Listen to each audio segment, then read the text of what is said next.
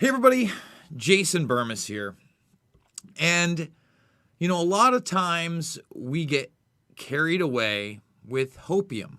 We think that all of a sudden the deep state's gonna go down and everything's gonna be okay and that superheroes are around the corner and that Jeff Sessions is taming the beasts over in Guantanamo Bay. Things of that nature.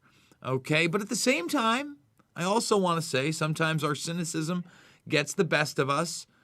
Peter Nygaard, for instance, has been arrested. You can't get them all. I mean, Weinstein went to prison after all of it. I didn't believe that was going to happen.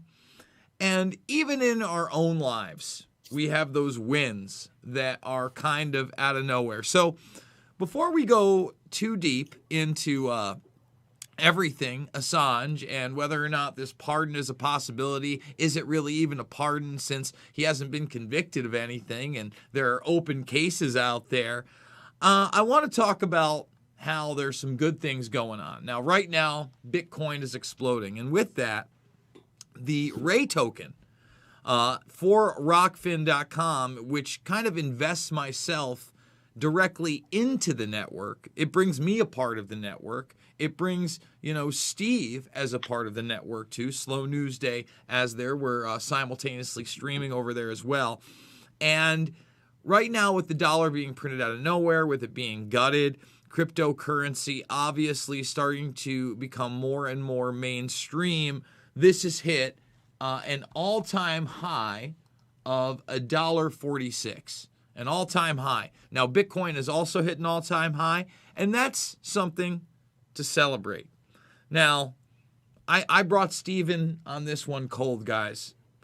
Sometimes, again, big days happen out of nowhere. A lot of people know, for instance, my back hurts, but we'll get there in a second. So I go to the Salvation Army. And today I picked up the GameCube, these nice little accessories. Yeah, that's 3 mint controllers. Those go for about $60. Anybody who's a collector knows that all these titles are big, but the Sonic one in particular is still in its case. That alone, I could probably get $130 for. Sometimes I put these things on Mercari. You know what? Let's throw in a couple of HD monitors that were in there as well. And here's the coup de grace. As I've said, Steve, my back hurts.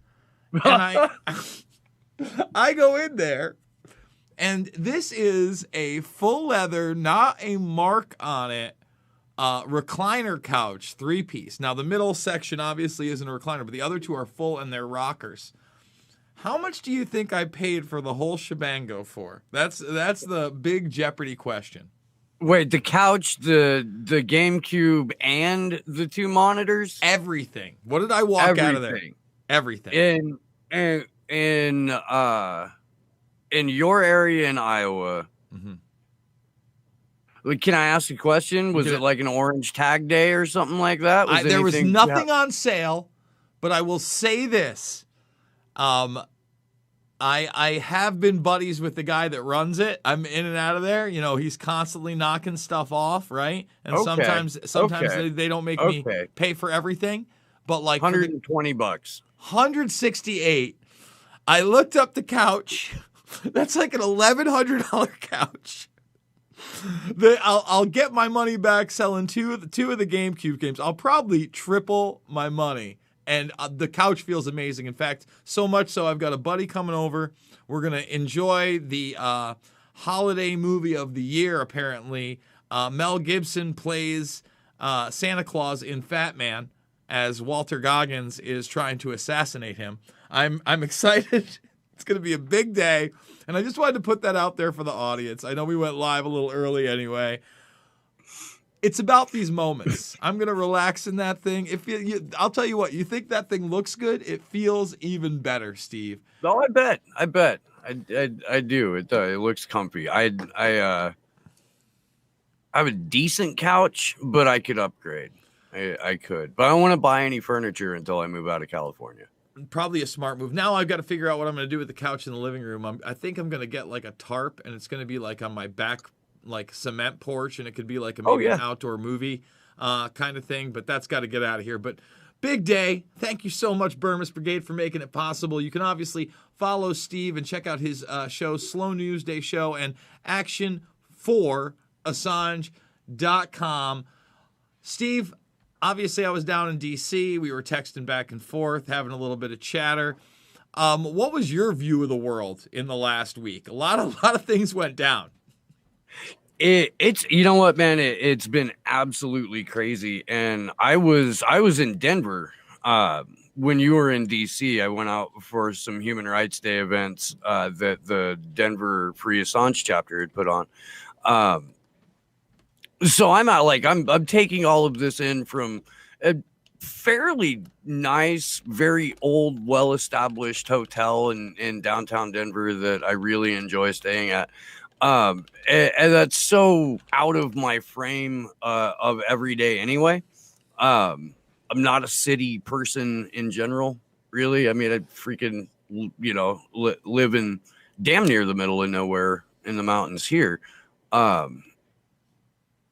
So it was surreal, man. It was just an incredible, like the last week and a half, really. Have you seen Seven yet? Did you watch that yet? I have. Have you watched it yet? Have you got the chance? Yeah, I watched it Saturday night, like right after I got off the phone with you. Man, I'm sure it's amazing. Dylan does a great job. Give me a preview for it. What are your thoughts? So they set out to simply, and they say it in the film too, like they said we don't want to say necessarily what happened to Building 7, we just want to prove what was impossible.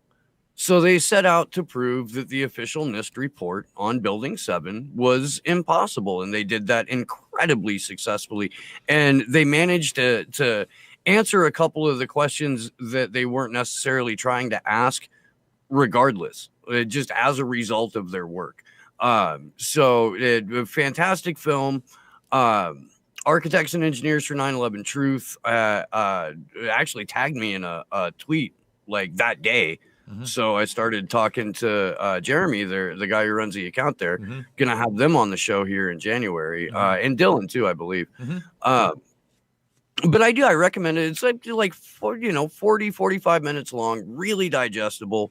And that more than anything else, I think, at least right now in 2020, if people are still debating with their friends or loved ones or whomever about what happened on 9/11, this documentary would be a great way to like open the door. If let's say they watch Tucker Carlson regularly and they may have heard some bad things about loose change recently. Just the most out of hand. I can't believe he did that to you, bro. I can't, dude. I can't. Like, you've been so nice to Tucker Carlson. And it's, come on, you know what? Man. I got like exceedingly nice. Not only that, I've got like Bannon minions that are like retweeting my videos and stuff. Let's stop playing like it's just like you saw Millie Weaver's face when I approached her and put her on. That cracked me up, dude. These people know who I am, dude. You know what I mean? It's like I'm not saying Tucker necessarily knows who I am, but I'm sure someone's come across and shown him a video or two or one of the documentaries, and he's got some idea. You know what I'm saying? And the thing is that, if he's going to put that into the realm when we still can't openly talk about the other part of Hunter Biden's laptop, incest pedophilia. That cover up, which is huge, which is right in your face. I'm almost ready to pull the gloves off on everybody. McGregor's got a fight coming up. I get surly. I don't know what else to say. Like, guys, we live in an utter upside down, pay for play cartoon where if you're worth a certain commodity or your brand is worth a certain commodity or you're going with a certain agenda, you can literally, beat and rape people in your country and then be celebrated.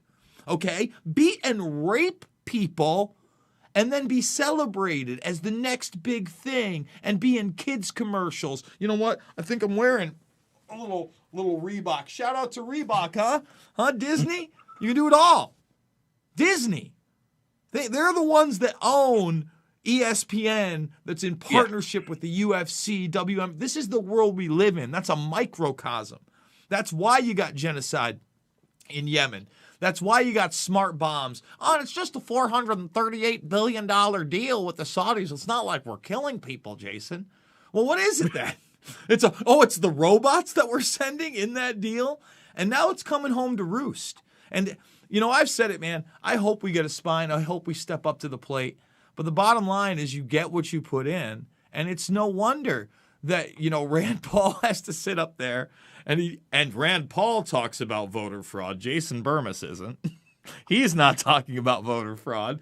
And I got to worry whether or not my video is going to get pulled down because a senator at a hearing on voting irregularities says there were voting irregularities, and the only reason any of this stuff was thrown out of court was not the merit of the evidence, but the standing at which the lawsuits and the claims were made. Yeah. Yeah. Well, I mean, you know me. We live in a fucking cartoon. We do. We had Bill Benny on the vigil last night, and I'll have him on Slow News Day tomorrow. And Bill has got a lot to say about the election and about the results of it. And I was honestly surprised this morning when I woke up and the video was still up. I mean, pretty much anytime you have Bill Benny on, you're getting suppressed. I've never had Benny on. I don't know why I don't have. You know what? I need to get in touch with him because I know I'd have like a million great conversations with him. I'll CC you in an email. I mean, I might have to do just a 3-hour straight Rockfin banger and then divvy it up into 10, 15 videos on YouTube and see what makes it and doesn't. And then those videos on YouTube may just have to be like cut up with the news clips that prove what the guy's saying, because people don't understand. This track trace database society of contact tracing isn't popping up out of nowhere. And I'm not sure if you saw it, but did you see what the Israelis had to admit? Oh, which bit? Well, on the contact tracing. So they just had to admit with the effectiveness of they were saying they were getting all these good results using the contact tracing tools and the apps. What was their success rate? What was it? I actually haven't seen this. 13.5%. You could have thrown a rock and got 13.5%. So it's not about a virus and identifying that. It's track trace database society. So, Benny and those people that were warning you about what was happening with all the telecommunications companies and how this is international. Again, you want to buy into the Chi-Com narrative, that's up to you. That's like surface level, man. Don't you get it? That's a beta test. That's long overdue, bro. That's so trilateral commission of you. Like, what the fuck are you talking about? Like, you got to get with the program. Like, that's Nixon era. That's Brzezinski. That's Rockefeller. That's Kissinger. That's when they were bringing in China. That's Daddy Bush. That's old school. They're playing the game with the same people that have been controlling this country. Remember, they used our military in the Middle East and still are. So why don't you speak to that? Why don't you speak to the imperialist march that will now continue without a doubt, with no hopes under a Biden administration, and whether or not you think there is any hopium for Assange or Snowden in these pardons or drops of whatever. I'm gonna start with that because I've made it almost all the way through the raw audio of the phone call between Julian Assange and Cliff Johnson, I believe is the guy from the State Department. I had it up a minute ago. I can tell you, his name's Cliff. I do remember that, because it's funny. But at any rate, that raw audio, beyond a shadow of a doubt, disproves one of the key points in the prosecution in the extraordinary rendition case against Julian Assange that we're going back to DC for in a couple of weeks, because the judge reads her decision on January 4th. So we'll be there for that. It removes all doubt and debunks the claim that WikiLeaks and Julian Assange specifically were reckless in their behavior, didn't engage in any sort of harm reduction process before releasing Cablegate, Julian Assange tells this schmuck from the State Department, like, there are a number of outlets that are about to publish unredacted cables that may put people in some danger if you guys don't get a jump on this. He said, I can't. We had a bullshit employee that we suspended a year ago who stole a bunch of stuff on the way out the door. The guy's name is actually Domscheit Berg. His last name, Domscheit Berg. And I can't for the life. It's an alliterative name too, but I can't remember his first name. Starts with a D. Daniel Domscheit-Berg. Ran off with Cablegate, ran off with some funds, ran off with some other things, ran off with another video that was more or less identical to Collateral Murder, that showed more just open, wanton slaughter of unarmed civilians by our troops there in Iraq. He tells them, this guy set out to ruin our credibility. He went to a bunch of sites who don't give a damn about the material or the people. They just want to embarrass us and you at the same time. So you guys, because it looks like it's going to be printed in Germany first, need to file an injunction in Germany to stop this, because Germany flat out told me, you can't, Mr. Assange, because the cables don't belong to you. They belong to the U.S. State Department. So the U.S. State Department, the only people that can issue an injunction. And if you don't, you guy on the phone at the State Department are personally going to be responsible for anyone's life who becomes in danger on this. And one of the serious claims that the prosecution was making during that month-long period of witness testimony in September was that people were put in harm's way as a result of the release of WikiLeaks material, that Julian was not just reckless but callous in his lack of concern for the lives of these people. There's an entire book put out by David Lee and Luke Harding, which, by the way, contained the password to Cablegate as one of the chapter headings, where they spin this narrative of Assange as this malicious, narcissistic, ego-driven fucking villain. And yet we've got raw audio that not only disproves the entire Cablegate section of that book, but also the narratives that have been put forth about Julian Assange for a fucking decade. Well, again, I mean, you were there last year. It's not quite been a year yet, but, old man, he's a rapist. It's like, Mike, what is going on? What world do I live in? The guy that's actually exposing people that do rape not only, men and women, but how about children in front of their parents at Abu Ghraib prison? Remember all those black sites that Q was going to get the bad guys and take out the deep state in? No, they're rape rooms. Do you get it? They're torture places. They're black sites. It's not cool, bro. You don't want to be a part of that. Your stomach couldn't handle it. My stomach can't handle thinking about it. Like, again, I'm sorry you're coming into a place called reality now that they're gutting your business. Maybe you'll get there. Now that what are we running down until the Electoral College is basically solidified, right? You got to get it certified, right? You have the Electoral College voted, so they've certified the vote, but then what? The congressmen or senators have to certify it from there too, right? Yeah, the Senate certifies it, I believe. Yes. So that's the next process. That's going to happen. I mean, again, we could just be in the peak of chaos. We got another 3+ weeks. We got 4+ weeks, really. We don't really even know yet, as Bill Barr is gone now. What's your take on that? What's your take on Billy Boy stepping down on the eve of Christmas Eve? So things haven't gone well for Bill Barr. That's as diplomatic as I'm ever going to be. Jason Berman, as diplomatic as I'm ever going to be. But in terms of things that Barr was supposed to do or bragged that he would do or had people convinced that he would do, he has failed miserably. He has also failed miserably at bringing a believable prosecution against Julian Assange. I think that it's you know what, it probably comes down to he's got a job at a think tank now, and they want him to start on Monday, January 4th, and so he had to be free and clear of the Department of Justice before that happened.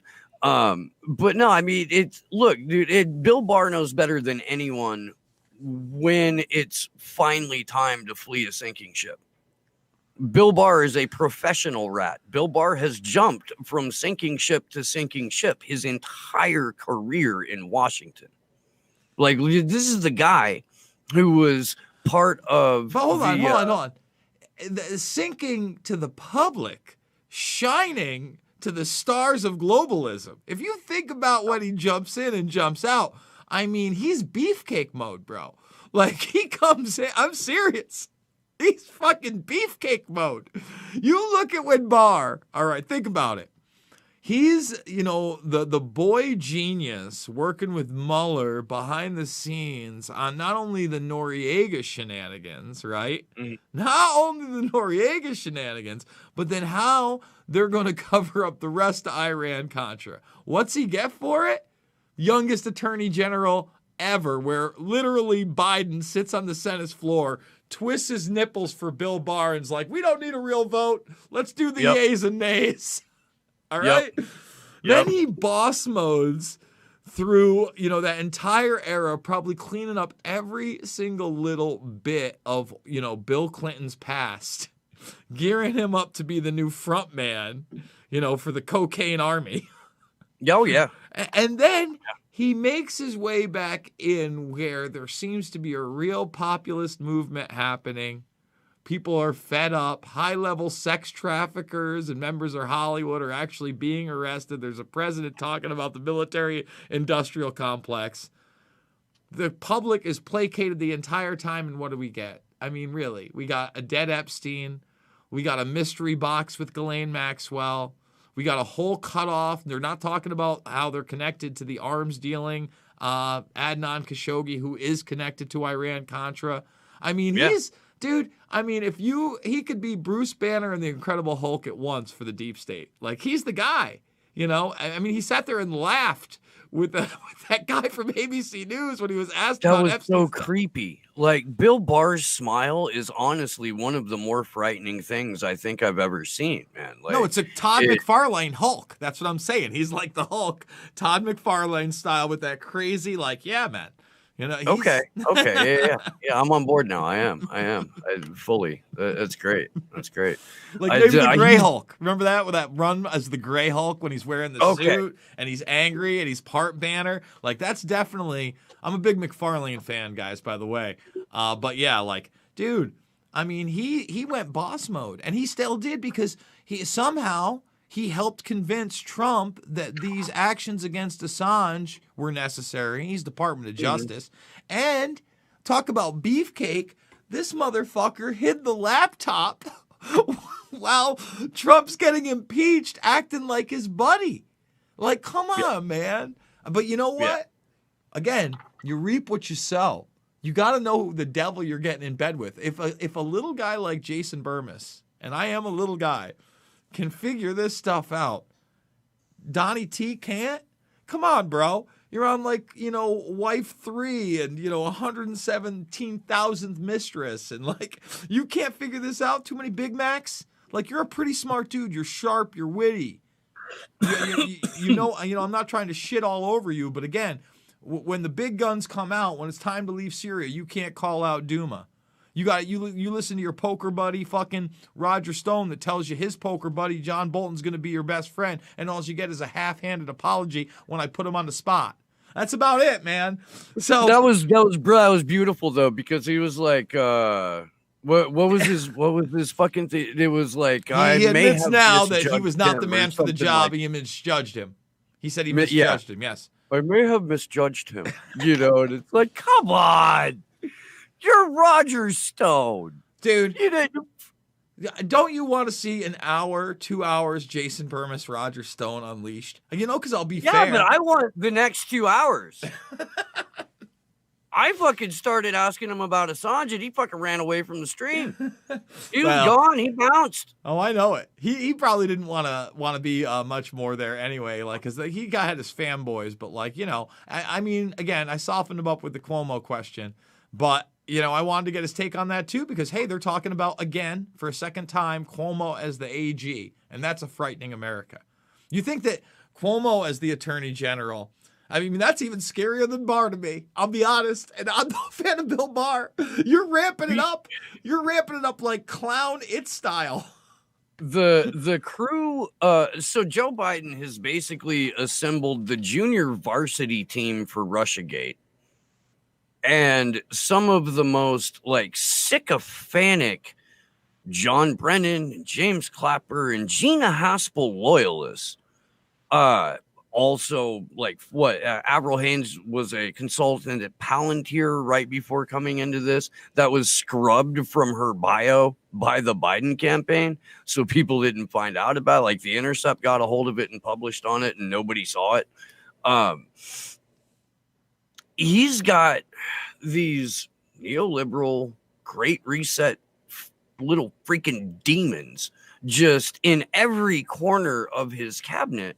And these are people who genuinely want like Whitney calls it, a technocratic panopticon, where it's just this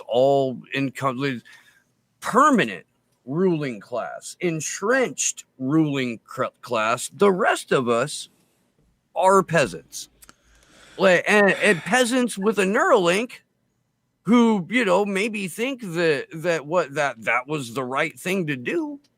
But if all you're rewarding me with for you getting into office is a vaccine and a Neuralink, you can fucking keep it.